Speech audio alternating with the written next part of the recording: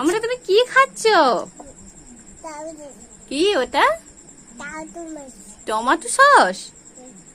আচ্ছা কেন খাবো না? একটু খাও, একটু খাও না। তুমি একটু খাও, সস দিছে।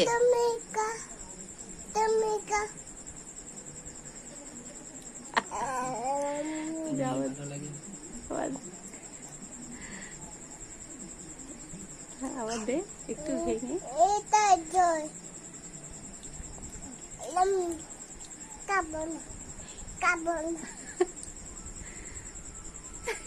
খাবো না।